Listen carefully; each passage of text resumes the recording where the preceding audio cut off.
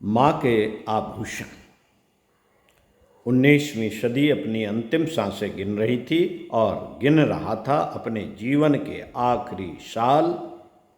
एक वयोवृद्ध बंगाली, नाम था उसका ठाकुर दास, और परिवार में केवल एक बच्चा तथा पत्नी थे। इस सीमित परिवार का भरण पोषण भी ठीक प्रकार से न हो पाता था। ठाकुर दास 2 रुपये माहवार की नौकरी करते थे और उसी से अपने परिवार का गुजारा तथा लड़के का खर्च चलाते थे। पहले तो ठाकुर दास को कलकत्ता की गलियों और सड़कों पर भटकना पड़ा। कभी भोजन का प्रबंध हो जाता, कभी दोनों वक्त का और कभी कभी एक ही वक्त का। ऐसे भी कई अवसर आए थे जबकि घर में किसी के मुंह में एक रोटी तो दूर एक दाना भी नहीं पहुंच पाया। माँ व्यथित, पिता परेशान और पुत्र का भविष्य अनिश्चित।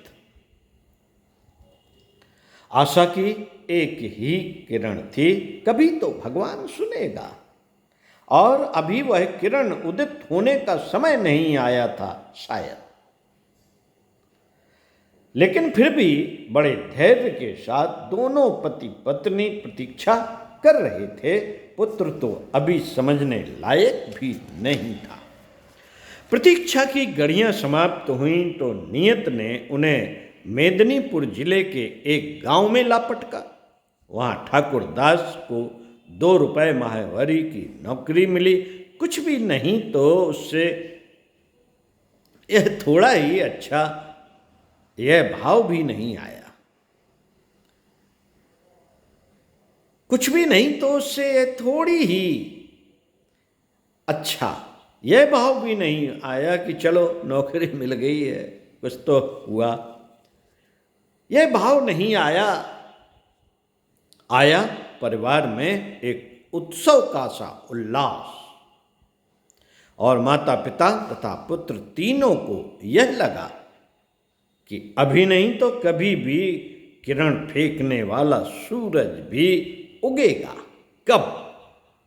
ये प्रश्न बना रहा। कब?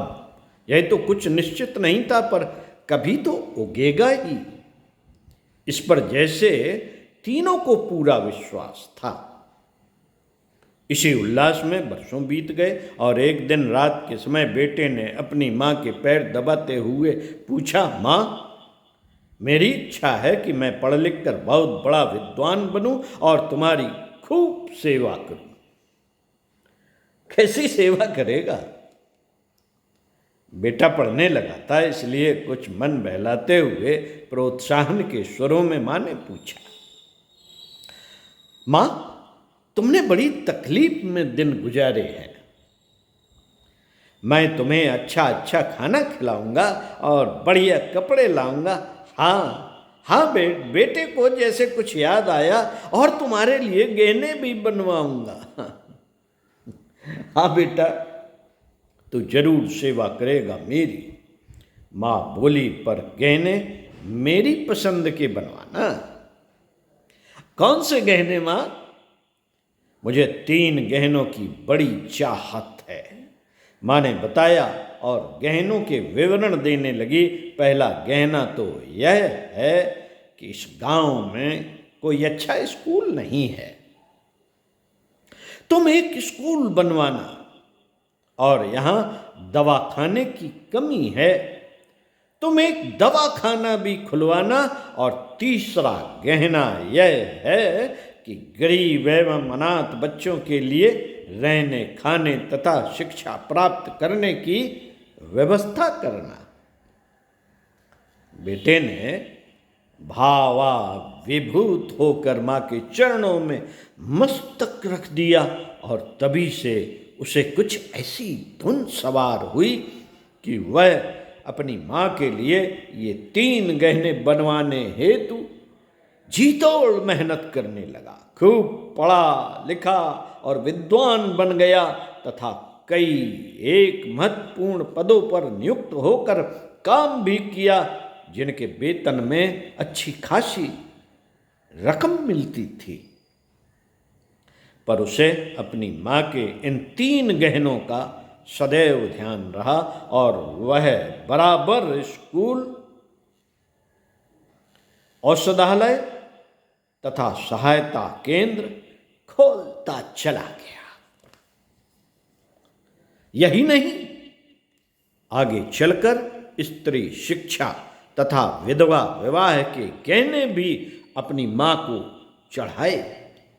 इन असाधारण गहनों को आजीवन बनवाते रहने वाला यह महामानव और कोई नहीं, पंडित ईश्वरचंद विद्यासागर ही थे, जिनकी स्मृति में अब मेदिनीपुर जिले के उसी गांव में विश्वविद्यालय खुलने जा रहा है। अब तो खुल भी गया होगा। पुस्तक देखन में छोटे लगे घाव करें गंभीर। लेखक श्री राम शर्मा आचार्य। ओम शांति।